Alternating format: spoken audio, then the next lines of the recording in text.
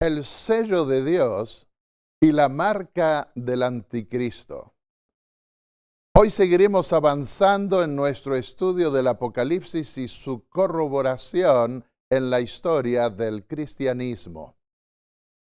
Cuando nosotros consideramos la crisis final del Apocalipsis, vemos que hay una marca que es puesta sobre los que adoran a un impostor y el sello de Dios de aquellos que adoran al Creador y al Redentor.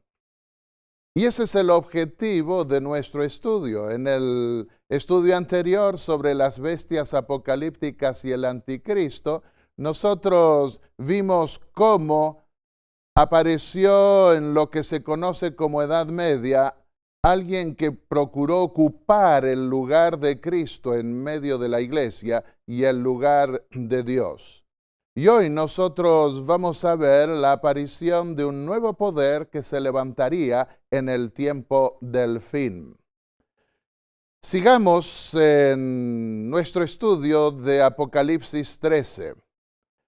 Hay dos bestias que se destacan allí. Recordemos que las bestias no son un término peyorativo, despectivo, sino simplemente reflejan la crueldad de los reinos de este mundo.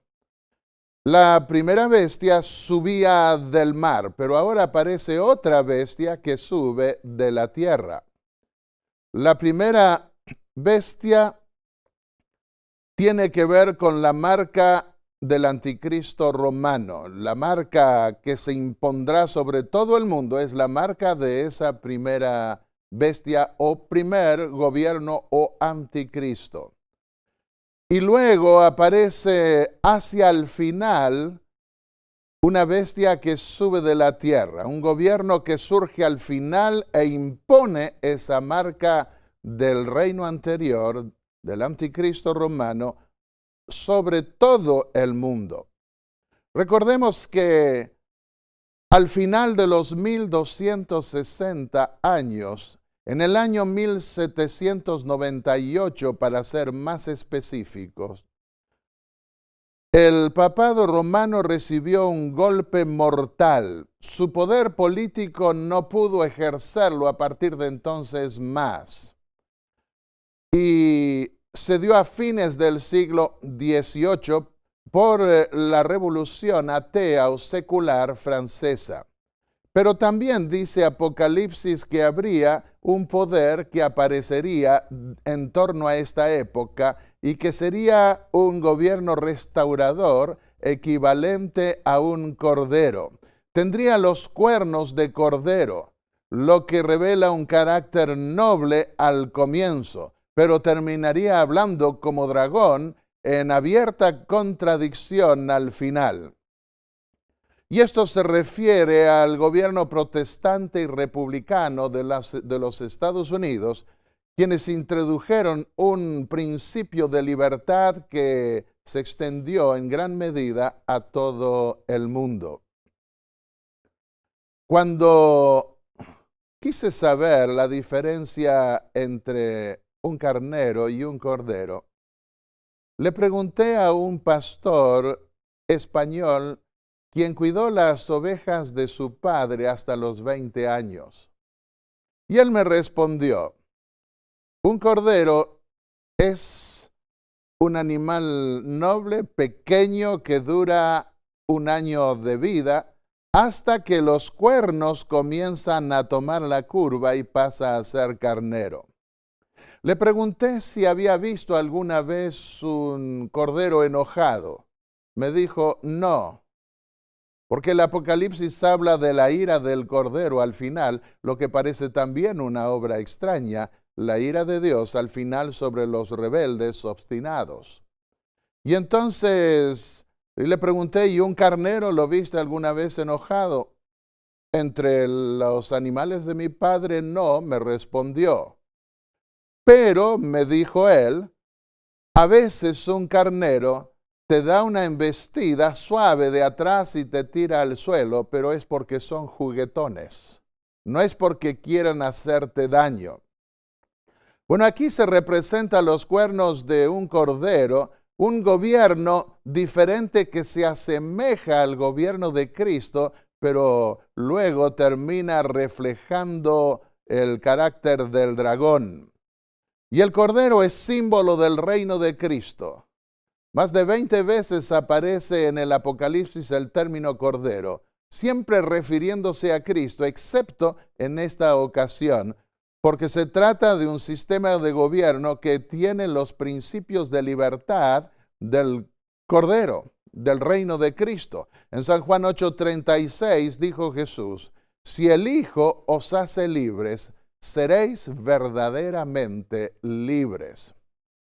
En Apocalipsis 12:16 nosotros vimos, cuando estudiamos las dos mujeres madres del Apocalipsis, que la tierra durante el período de 1260 años, que corresponde a la Edad Media, ayudó a la mujer, a esa iglesia perseguida en Europa. Pues la tierra abrió su boca y tragó el río que el dragón había echado de su boca.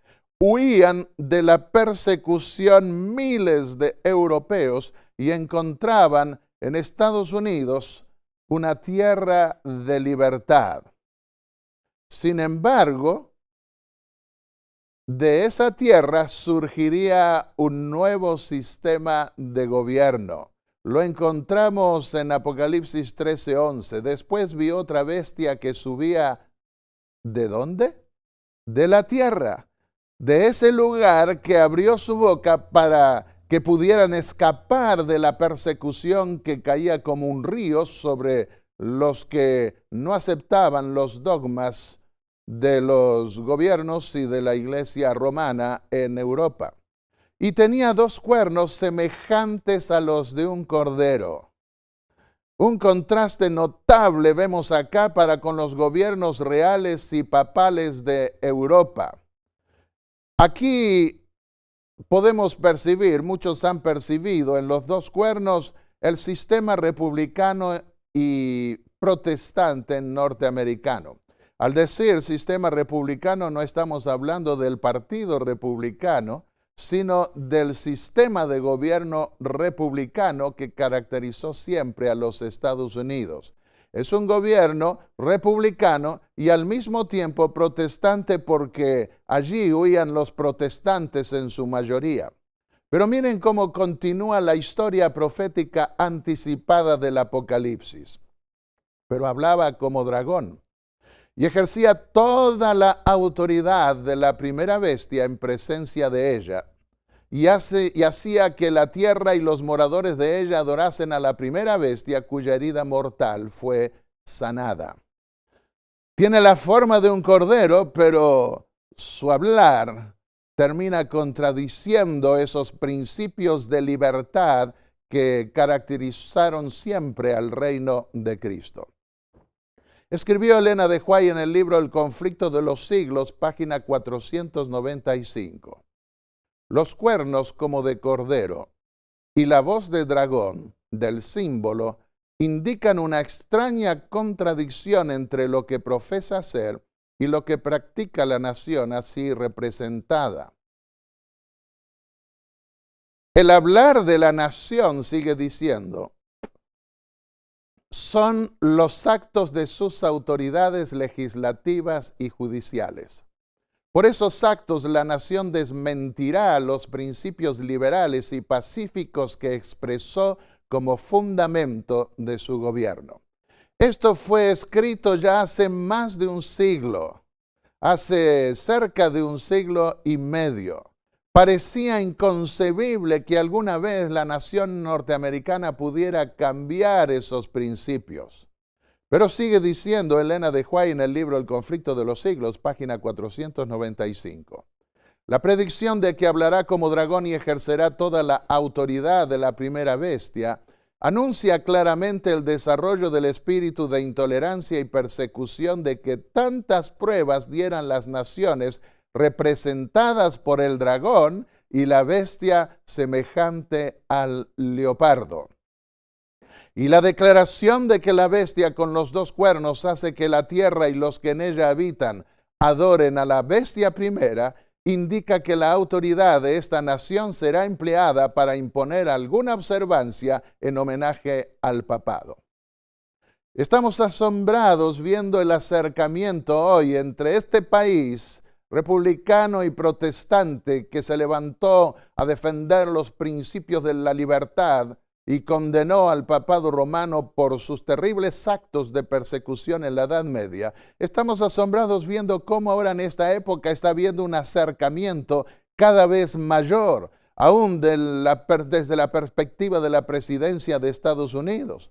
Podemos ver aquí a George Bush, hijo, arrodillado frente al Papa Benedicto XVI. Y también podemos ver a Jeb Bush, el hermano, alguien que podría aspirar a ser presidente de los Estados Unidos, también arrodillado ante el pontífice romano. Y aquí se ve una estatua del Papa Juan Pablo II, que fue hecha estando él todavía con vida en Estados Unidos, y a la cual se dirigió el presidente de los Estados Unidos en forma apoteósica, como si fuera casi un dios o un semidios. Sigamos hablando. Dejemos hablar más todavía el Apocalipsis. En el versículo 13 dice, también hace grandes señales, de tal manera que aún hace descender fuego del cielo a la tierra delante de los hombres. Algunos han querido ver un cumplimiento en la bomba atómica que lanzó Estados Unidos sobre Hiroshima y Nagasaki en Japón.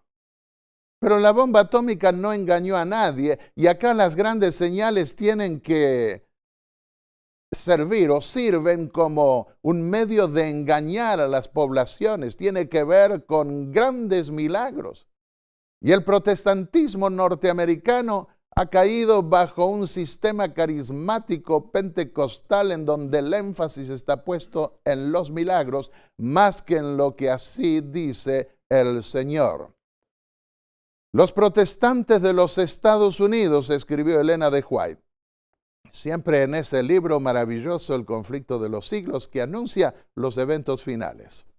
Serán los primeros a entender las manos a través de un doble abismo al espiritismo y al poder romano.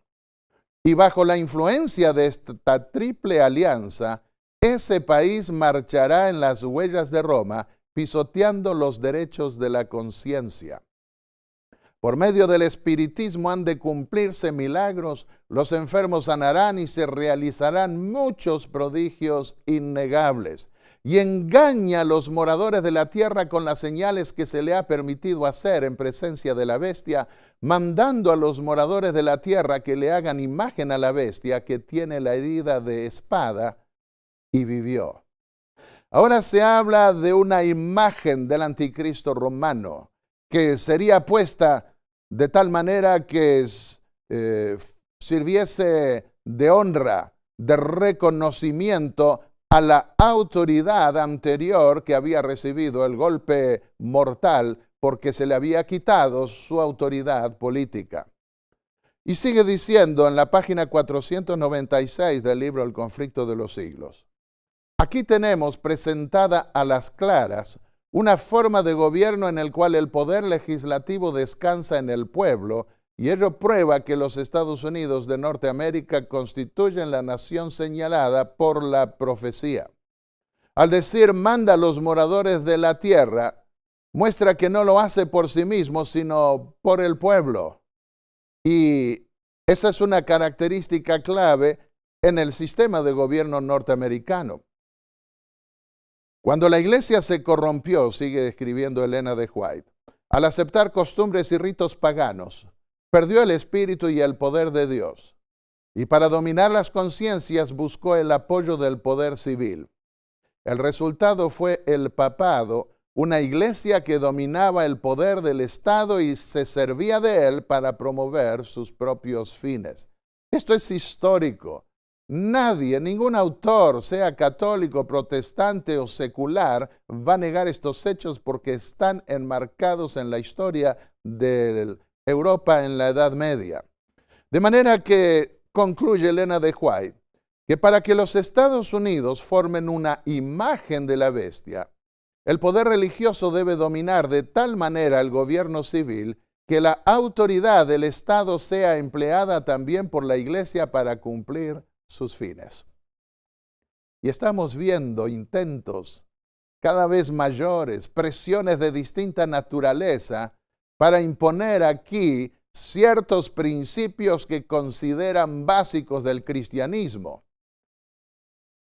Estamos viviendo en una época en donde están buscando unirse las iglesias y lo más sorprendente de todos es que hasta la Iglesia Católica y los evangélicos que fueron siempre enemigos o reaccionarios contra cualquier avance de la influencia católica están ahora acercándose. Por eso ustedes pueden ver en esa lámina que extraje de un libro que se titula Evangelicals and Catholics Together, Evangélicos y Católicos Juntos.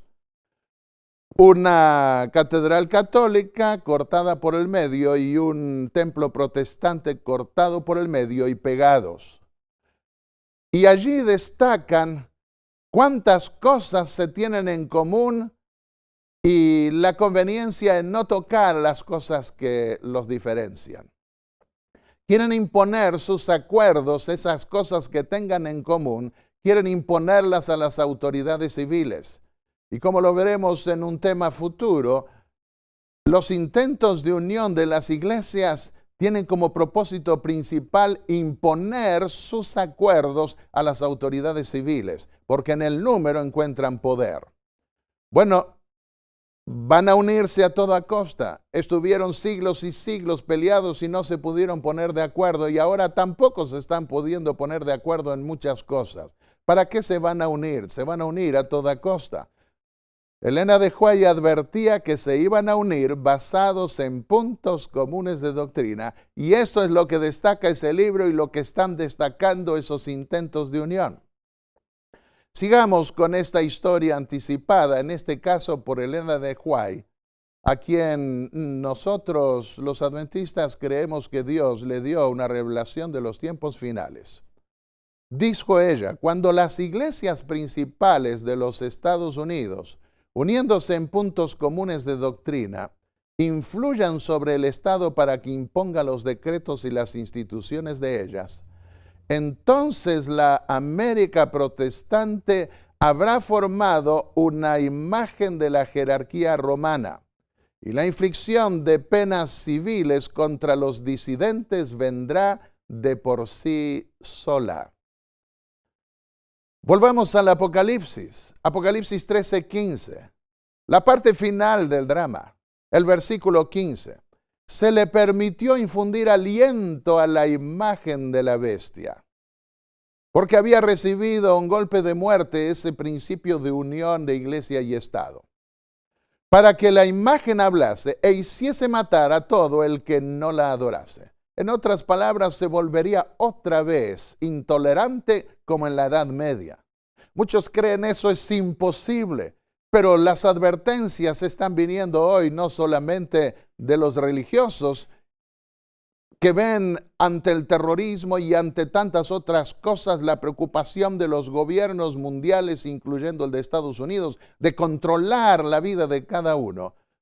Eso está viniendo no solo de los religiosos, sino también aún de muchas autoridades seculares, el temor a que eso ocurra. Y la crisis final del mundo será tan grande que hasta se impondrá otra vez la pena de muerte.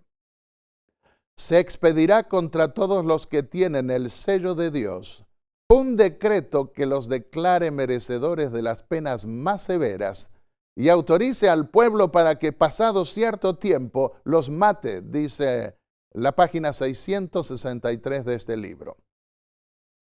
En diciembre del año 2013, estaba en Famayá, en la provincia de Tucumán, en Argentina, dando conferencias.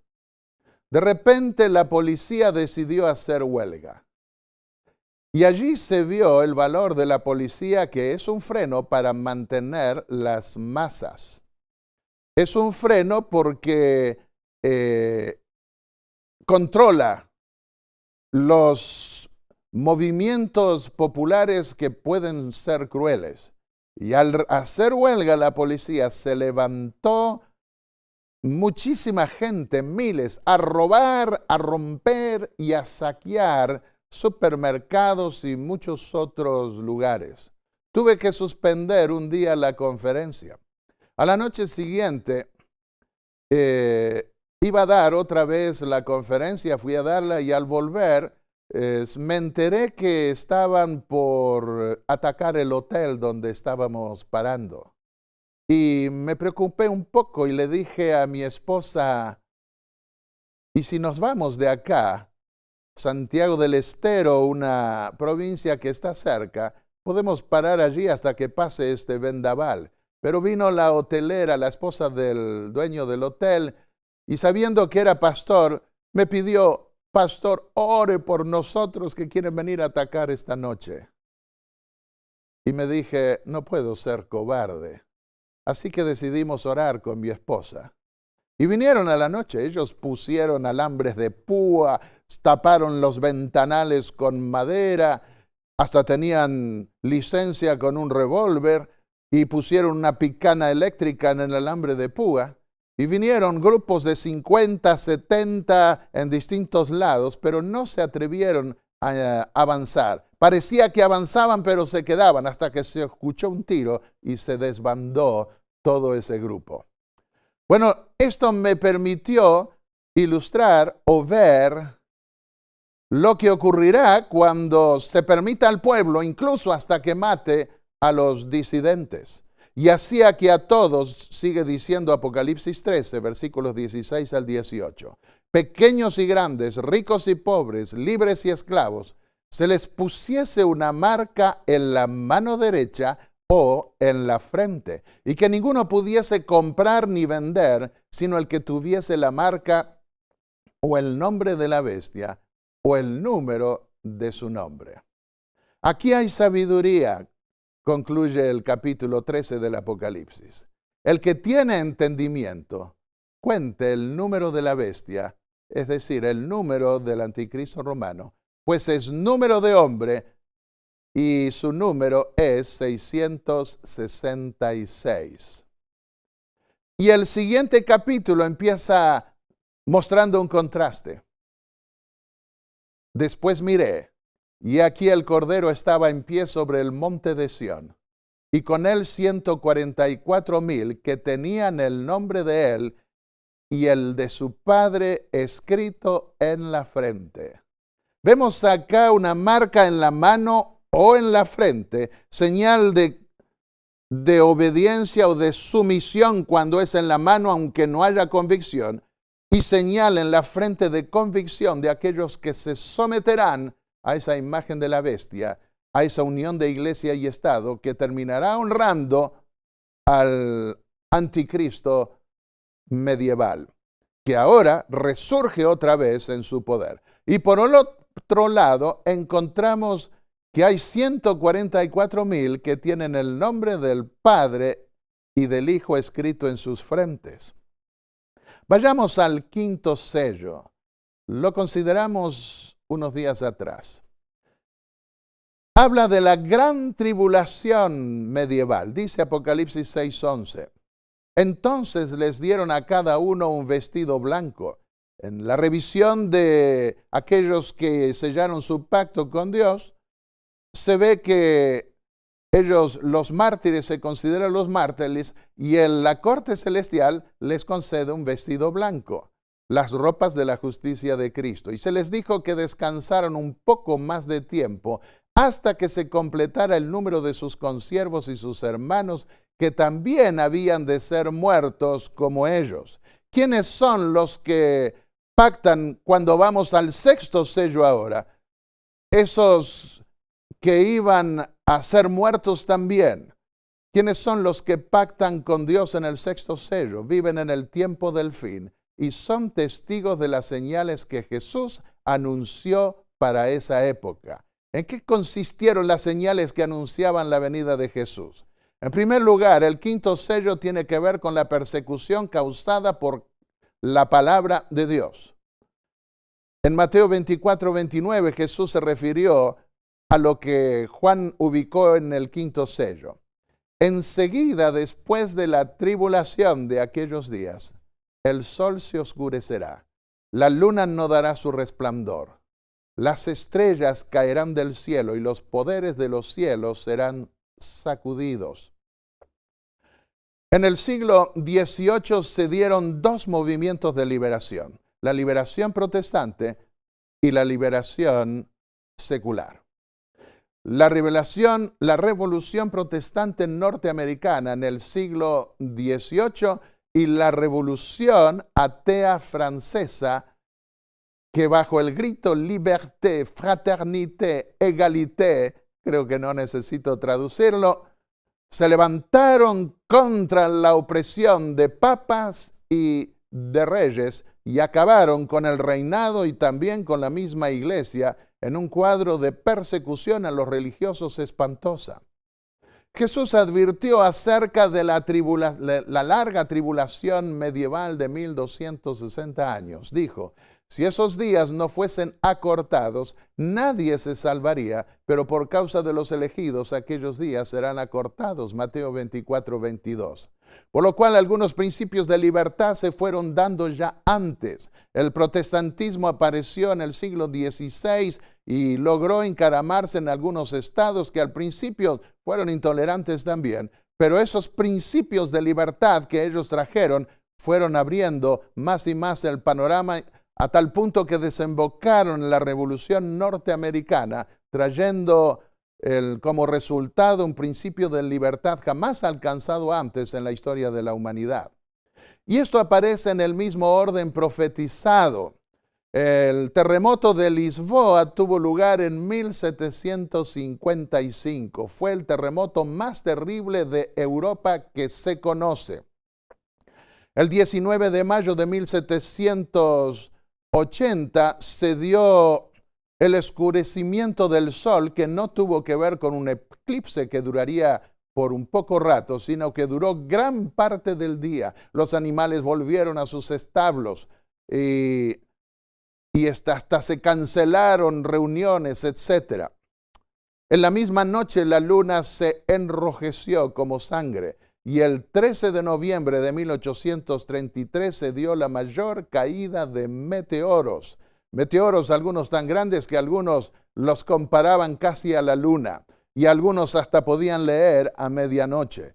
Eso despertó la atención de mucha gente, entre otras profecías más, para ver que estábamos entrando en una nueva era, la era denominada por el libro de Daniel como tiempo del fin. En el quinto sello se les dijo a los mártires de la Edad Media que descansasen todavía. Es el descanso de la muerte. Dejarán de descansar en el día de la resurrección final.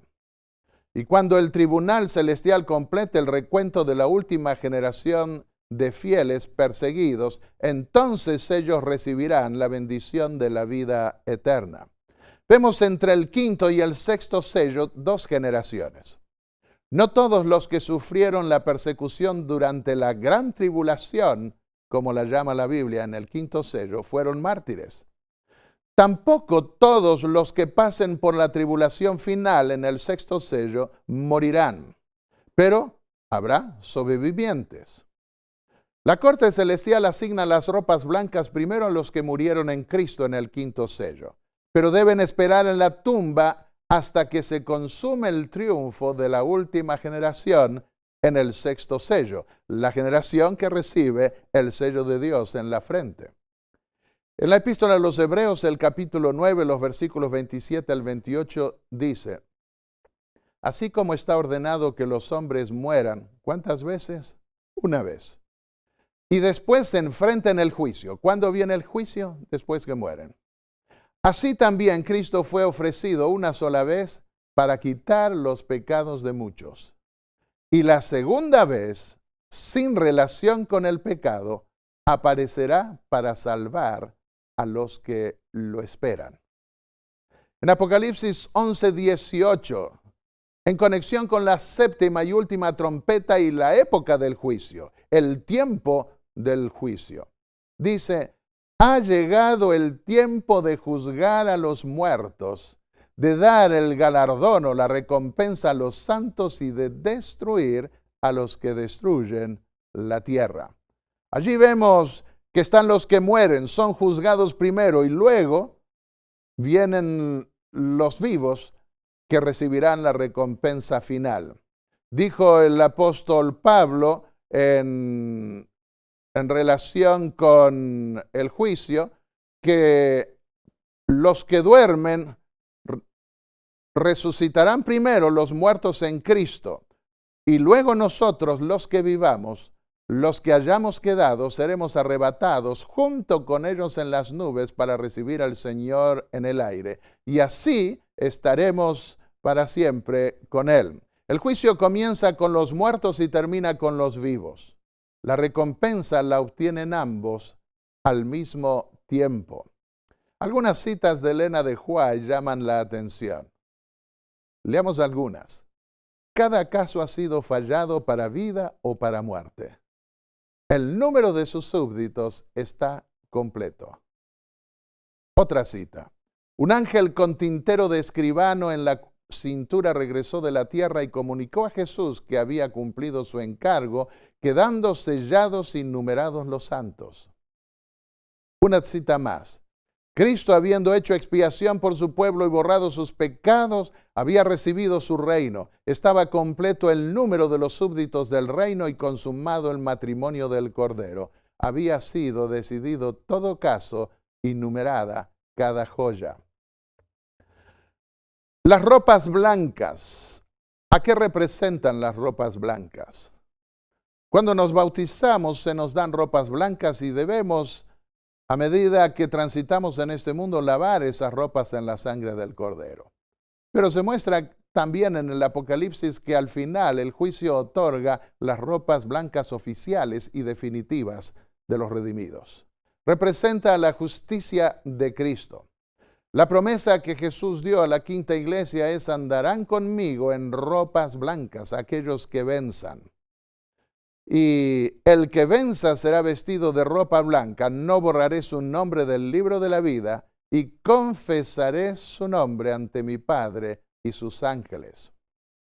Vamos al sexto sello. Y allí termina de describir, después de las señales del comienzo del tiempo del fin, que tienen que ver con las señales estelares que mencionamos. El cielo se replegó, dice Juan, como un pergamino que se enrolla. Y todo monte y toda isla fueron removidos de su lugar.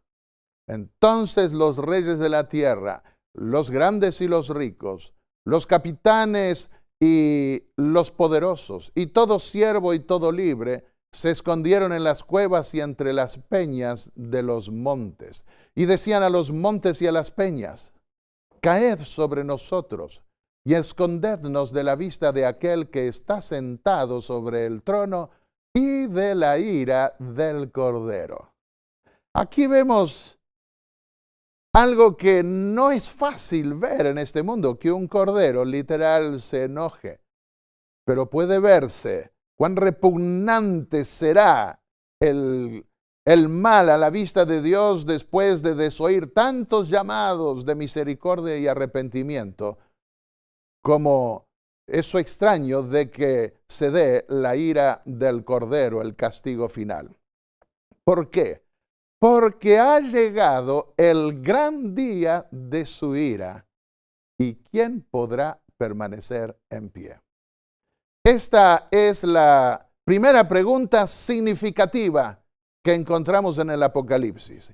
¿Quién podrá permanecer o quedar en pie? Apocalipsis 6, 17. La respuesta se la da en el capítulo 7. Los 144,000 sellados en sus frentes son los únicos que podrán permanecer en pie ante la venida del Hijo del Hombre.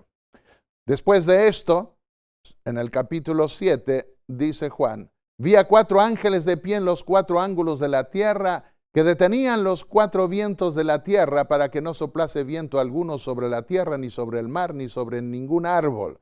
Habría un tiempo de contención.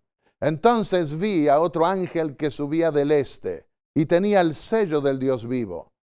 Clamó a gran voz a los 4 ángeles que habían recibido poder de dañar la tierra y el mar, y les dijo: no dañéis la tierra, ni el mar, ni los árboles, hasta que demos en sus frentes a los siervos de nuestro Dios. Querido amigo que me escuchas, si este mundo no ha llegado ya a su fin, y los peores cataclismos no han caído sobre la humanidad, es porque todavía Dios está controlando los vientos a través de sus ángeles para poner el sello de Dios en la frente de aquellos que serán protegidos de esa destrucción final. Y hoy el número de los sellados, dice el apóstol Juan, 144,000. Las 7 plagas postreras caerán cuando estén ya sellados todos aquellos que serán salvos. Antes de la destrucción final debe completarse el número de los que se librarán de las últimas plagas. ¿Y cuál es el sello de Dios? Digámoslo simple y llanamente, es la ley de Dios. En Isaías 8:16 dijo el profeta, o Dios a través del profeta: ata el testimonio, sella la ley entre mis discípulos. Veamos ahora la segunda pregunta significativa que aparece en Apocalipsis 13:4 en conexión con los 144,000 al final. Cuando resurja el poder del anticristo romano, cuando todas las naciones terminen honrando la autoridad en algún punto especial del sumo pontífice romano, y cuando se unan la iglesia y el Estado y los protestantes y los católicos y los paganos y toda clase de religión en la gran Babilonia de los últimos días, la pregunta que se hará es: ¿quién es como la bestia, como el anticristo romano, y quién podrá luchar contra ella? La respuesta la da el siguiente capítulo. Otra vez, los 144,000 serán los únicos que podrán resistir al dragón y a la bestia. Símbolos del Apocalipsis, por supuesto. Está en Apocalipsis 14:1. Miré y vi al Cordero de pie sobre el monte Sión, y con él 144,000 que tenían el nombre del Cordero y el nombre de su Padre escrito en sus frentes. El nombre del Cordero y de su Padre. ¿Quiénes lo tienen? Los 144,000. ¿Dónde? En su frente. El nombre de la bestia, del anticristo romano. ¿Quiénes lo tienen? Todos los demás moradores o habitantes de la tierra. Apocalipsis 13, versículos 12 al 17.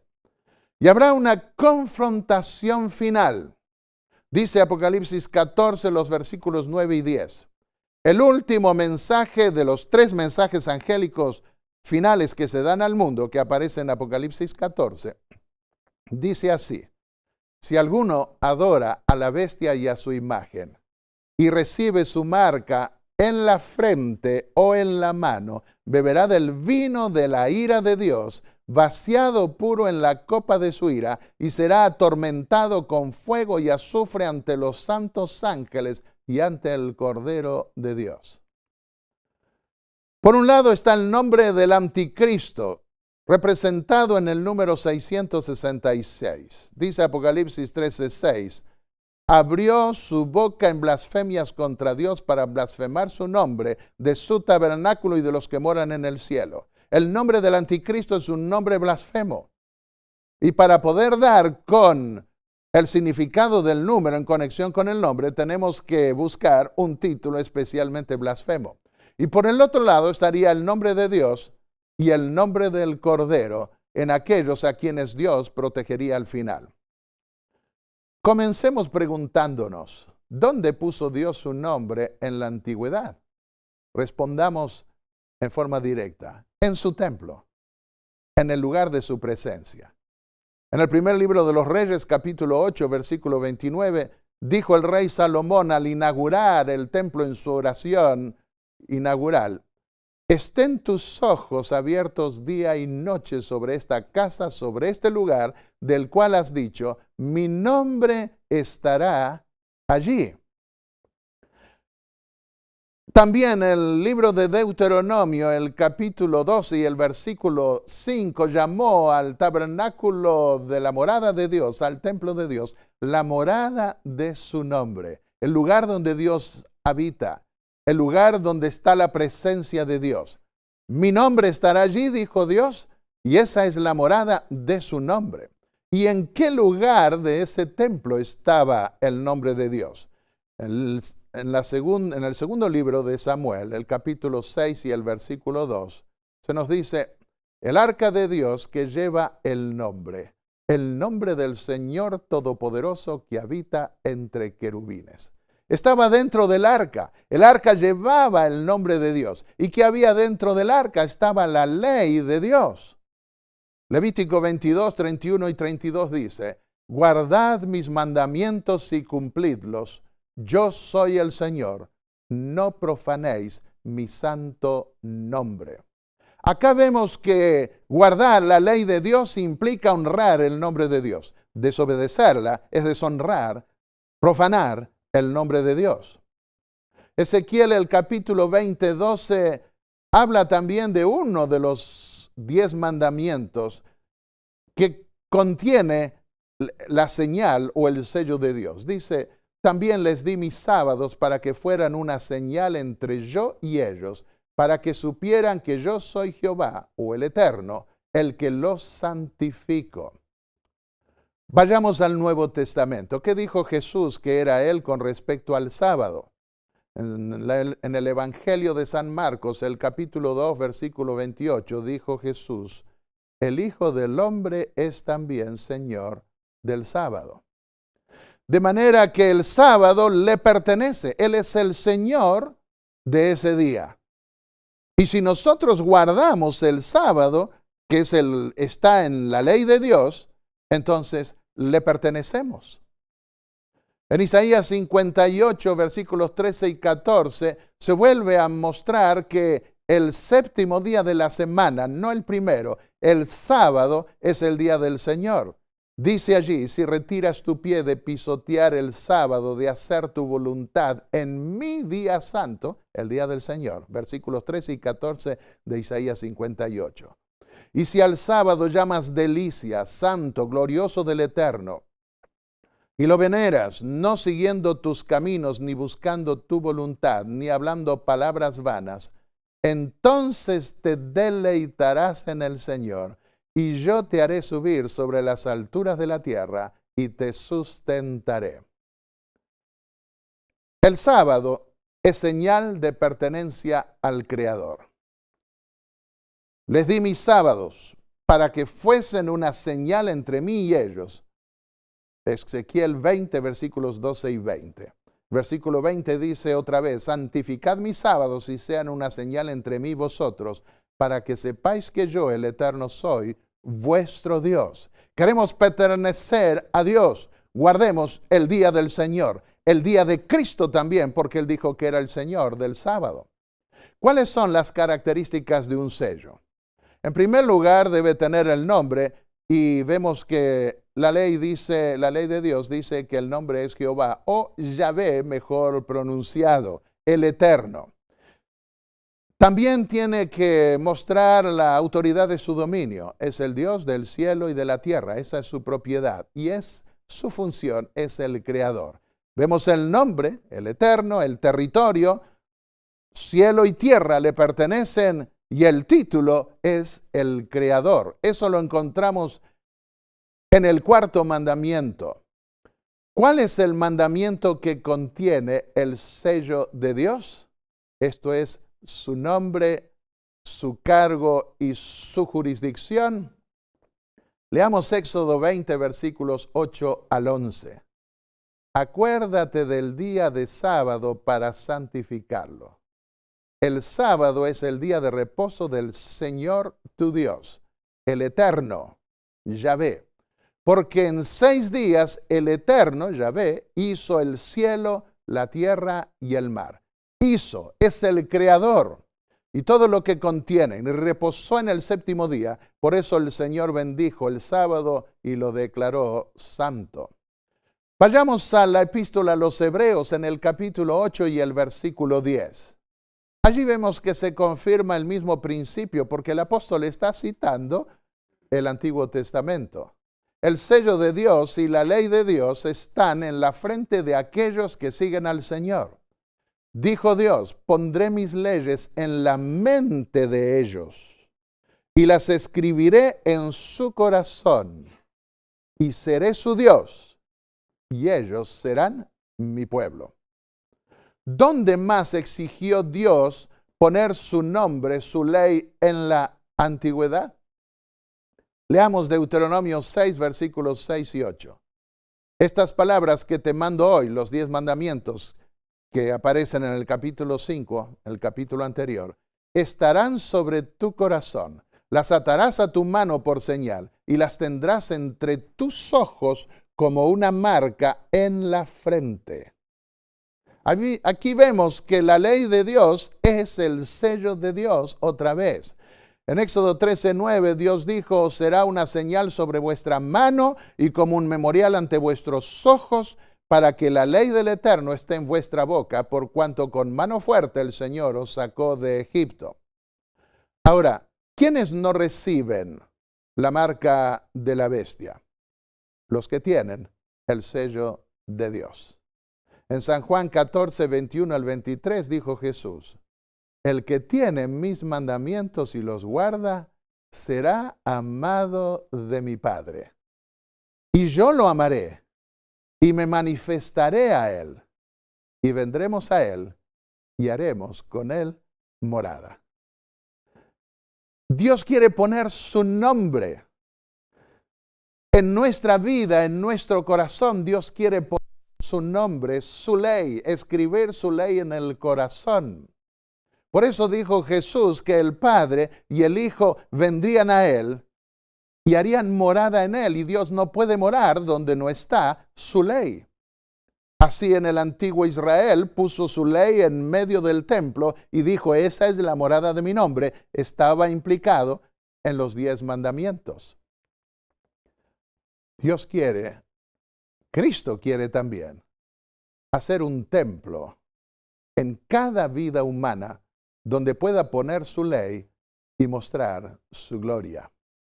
Quiere templos vivientes. Los 144,000 son templos vivientes antes de la venida del Señor, con un mundo rebelde que tiene la marca de autoridad de un impostor y que no adora a Dios conforme a los dictados que aparecen en su ley. Dios tendrá un cuerpo de gente simbolizado por el número 144 como un ejército al que organiza, un ejército espiritual, para obtener la herencia prometida. El nombre de Dios está en sus frentes, dice Apocalipsis 14:1. Y no fue encontrada mentira en sus bocas porque son sin mancha, Apocalipsis 14:5. Todos tus mandamientos son verdad, dijo David. ¿Y por qué no se halló mentira? Hay un juicio, porque ellos no son mentirosos, dijo el apóstol Juan. El que dice que ama a Dios y no guarda sus mandamientos es mentiroso. Ellos, los que profanan el nombre de Dios, son los que no guardan sus mandamientos. Donde Dios pone su ley, pone su nombre. En esta enciclopedia católica se escribe lo siguiente con respecto al día que contiene el sello de Dios. La iglesia, después de cambiar el día de reposo del sábado judío, o sea, el séptimo día de la semana, al primero, ¿cuál iglesia? La iglesia de Roma, porque Cristo no cambió esa ley. Hizo que el tercer mandamiento, en realidad es el cuarto, pero hay una división diferente en el catecismo romano. Hizo que el tercer mandamiento se refiera al domingo y como el día santo y el día del Señor. Pero ¿cuál es el día del Señor? Lo acabamos de ver en la Biblia. Es el sábado. Es el día del Creador y del Redentor. El Papa Juan Pablo II, seguido por Benedicto XVI y ahora por Francisco el Papa Francisco, han estado haciendo un llamado para recuperar el alma histórica de Europa. ¿Qué es lo que implican por el alma? El alma es la iglesia, dijo Tomás de Aquino, el cuerpo es el Estado. Quieren que otra vez se imponga el alma, se imponga la iglesia, porque es el alma el que manda al cuerpo y no el cuerpo al alma. Aunque no lo expresan así, pero eso está contenido en ese principio que en el siglo XIII impuso Tomás de Aquino y que sirvió de fundamento para ese principio de unión de iglesia y Estado.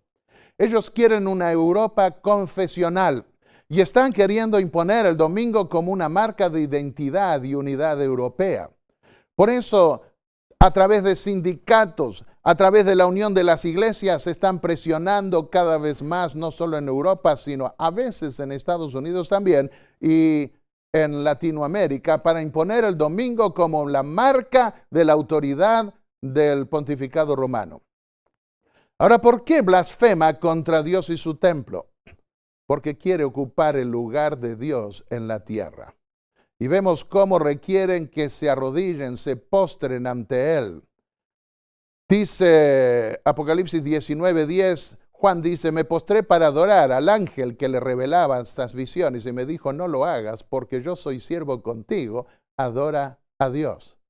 Pero acá no solo se acepta, sino que se requiere que se postren delante de los pontífices romanos. Y dice Daniel 7:25 que pensaría en cambiar los tiempos y la ley. Eso se dio al intentar cambiar, y lo vimos recién en esa enciclopedia católica, al cambiar el día de reposo del sábado al domingo. Segunda Tesalonicenses 2:4 advertía, se sienta en el templo de Dios como Dios, haciéndose pasar por Dios. Estas imágenes son más elocuentes que las palabras para los que pueden mirar esto por televisión. Primera de Juan 5, versículos 10 al 13. Dijo el apóstol, esto se escribo a vosotros que creéis en el nombre del Hijo de Dios, para que sepáis que tenéis vida eterna. El nombre del Hijo de Dios, está el nombre del Padre y el nombre del Cordero, del Hijo de Dios. En la frente estará de los últimos.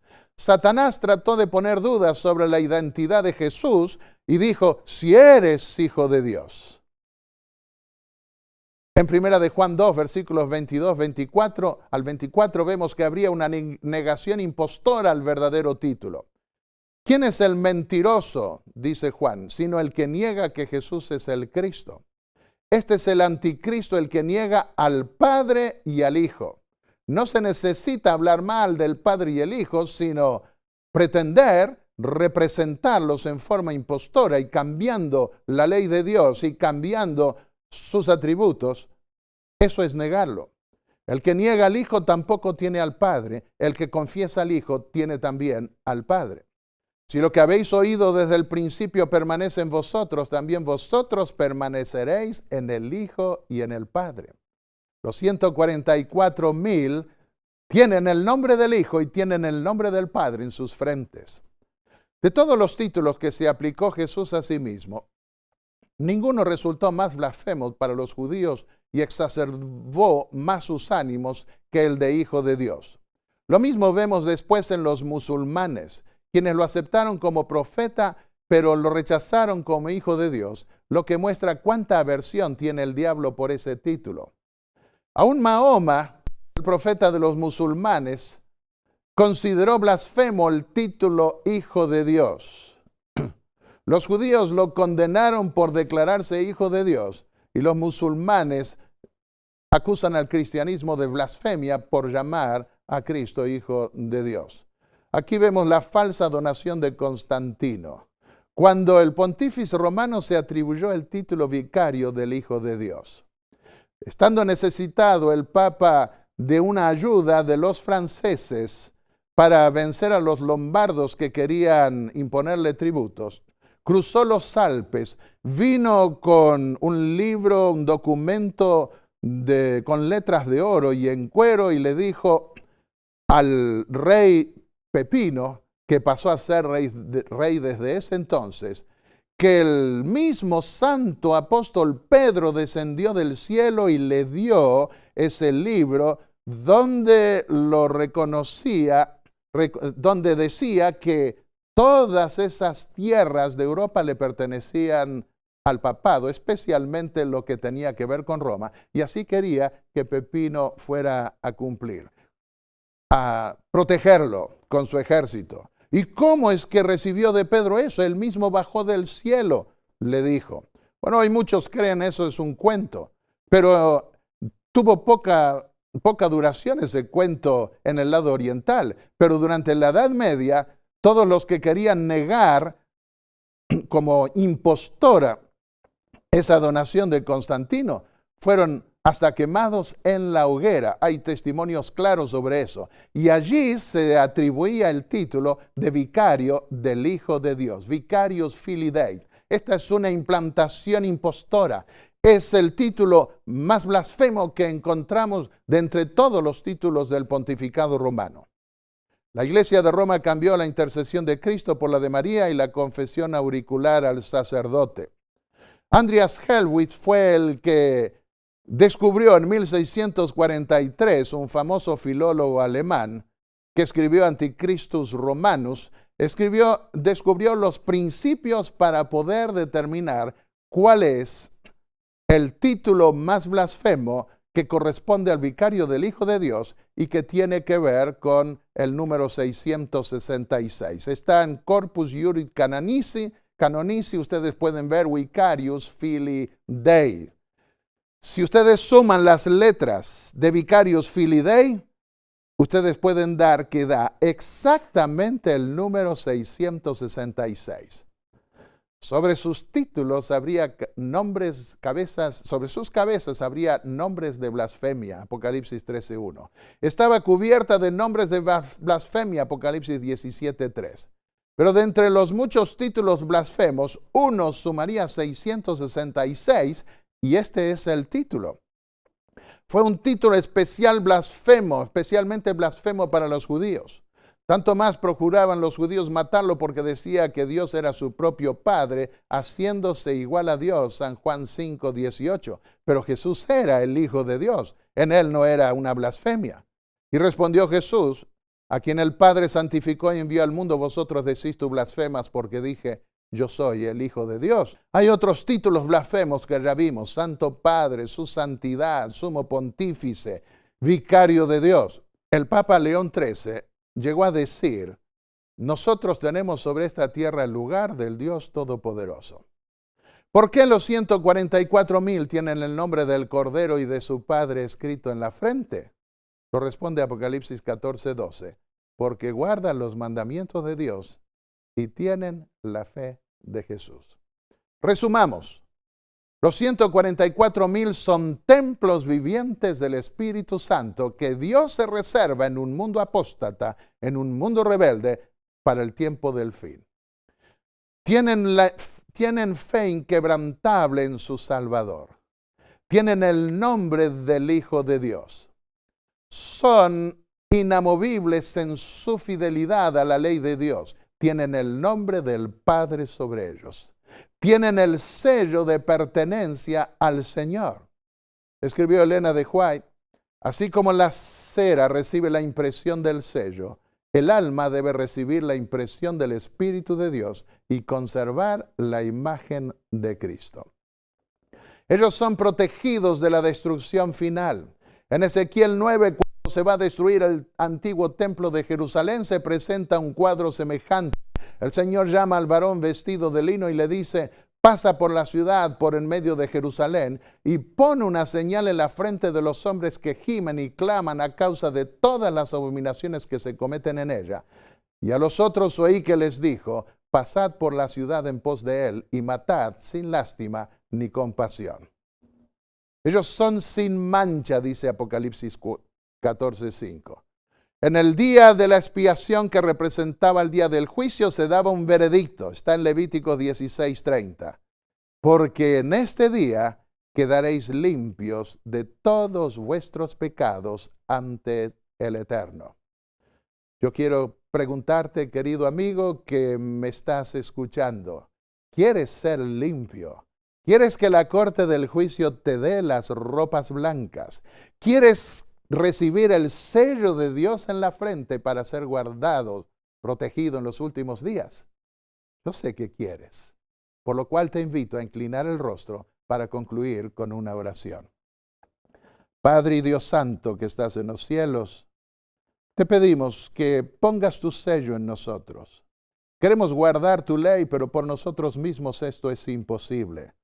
Pero confiamos en Cristo nuestro Salvador y en el respaldo de tu Santo Espíritu para que esa ley pueda ser escrita en nuestro corazón, en nuestra mente, y te amemos de todo corazón y lo demostremos guardando tus mandamientos. Queremos recibir ese sello, Señor, y las ropas blancas de tu justicia. Invocamos el nombre de Jesús, nuestro Salvador, para ello. Amén.